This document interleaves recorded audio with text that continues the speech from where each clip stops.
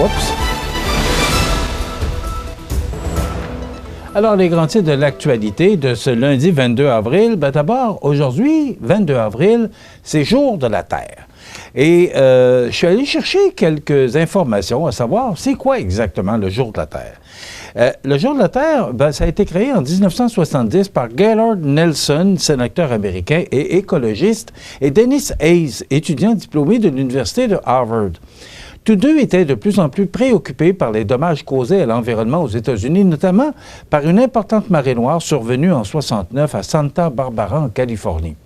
Ils ont imaginé la Journée de la Terre comme un moyen d'impliquer le public et d'inscrire les questions écologiques à l'ordre du jour national. Lors de la première Journée de la Terre, 20 millions de personnes sont descendues dans les rues aux États-Unis.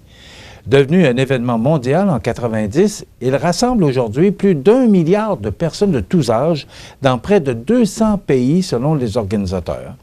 La célébration de la Journée de la Terre est souvent la première action environnementale pour beaucoup de gens, déclare Kathleen Rogers, présidente de EarthDay.org. Le thème de 2024, Planète contre plastique, vise à sensibiliser aux effets néfastes de la pollution plastique sur la santé humaine et planétaire. Je ne sais pas si vous vous souvenez, M.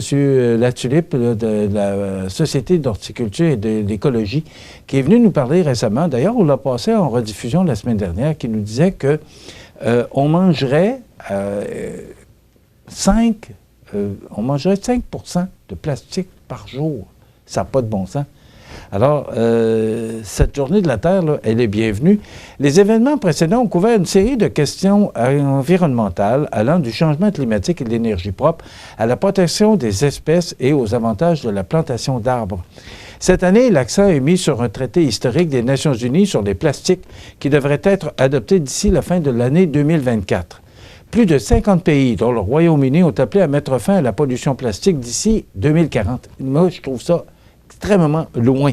Mais les organisateurs de la Journée de la Terre veulent aller plus loin et appellent à une réduction de 60 % de la production de tous les plastiques d'ici à 2040. Les organisateurs ont suggéré que les gens se portent volontaires pour un événement de nettoyage ou qu'ils en apprennent davantage sur les dommages causés par la pollution plastique.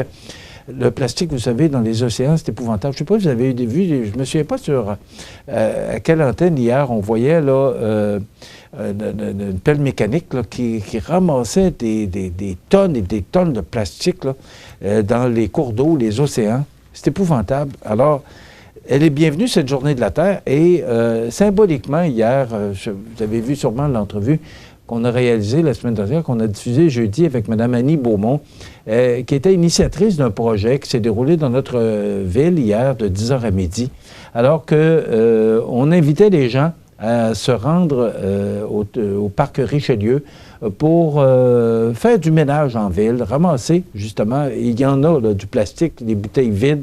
Il y a quelqu'un qui me faisait remarquer aussi des bouteilles d'eau.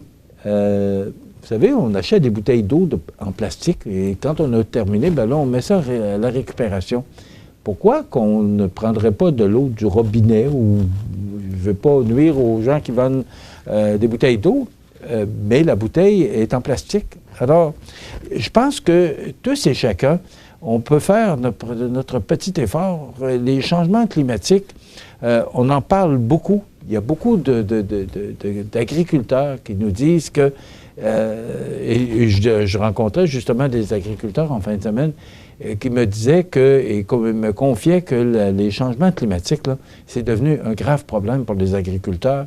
Et en plus, ben, on le mentionnait, M. Latulippe nous le mentionnait, là, qu'en raison de l'évaporation de l'eau des océans, cette eau-là qui retombe en pluie, ben, qu'est-ce qu'il fait? Ben, c'est des pluies de plastique, des pluies acides. On en a tellement parlé de ça.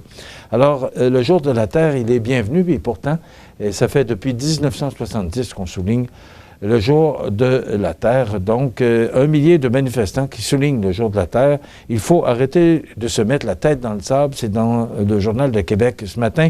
Syndicats, associations étudiantes, groupes communautaires, écologistes, féministes et citoyens ont tous parlé d'une même voix hier à Québec en manifestant pour dénoncer l'inaction politique. Et c'est vrai, les politiciens pourraient faire plus parce qu'ils ont des moyens de pouvoir intervenir en matière de justice climatique et sociale à la veille du Jour de la Terre, parce que c'était hier, le Jour de la Terre, c'est aujourd'hui, on le rappelle, là, ça a été créé en 1970 par Gaylord Nelson, sénateur américain et écologiste, et Dennis Hayes, étudiant diplômé de l'Université de Harvard.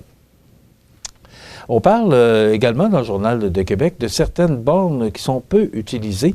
Eh bien, on mentionne entre autres dans la région de Saint-Pamphile la halte multiservice qui est utilisée. Le nombre de recharges en 2023, 210, moyenne mensuelle de 17,5, nombre de bornes de recharge 2. Donc, c'est mentionné là, dans le Journal de Québec ce matin. Mais il faut donner le temps de s'habituer aux gens. Moi, déjà, que dans ces régions-là, on puisse utiliser les bornes de recharge, bien, c'est déjà un grand pas en avant. Voilà, ben, c'est déjà presque tout pour notre émission pour aujourd'hui. Demain, eh bien, il y aura la chronique d'optométrie Sky Vision et on reçoit Mme Gabrielle Brisebois, qui est conseillère municipale réaction du réseau des jeunes maires au municipal suite à l'annonce du projet de loi 57. Elle viendra nous parler exactement qu'est-ce que c'est que ce projet de loi 57 et comme Mme Brisebois est une jeune maire aussi, elle viendra nous expliquer comment on vit ça.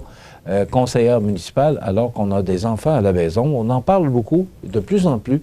Les femmes en politique, on doit les aider, les supporter, parce qu'on veut plus de femmes en politique. Il faut leur donner du support pour qu'elles puissent être plus nombreuses à se présenter en politique.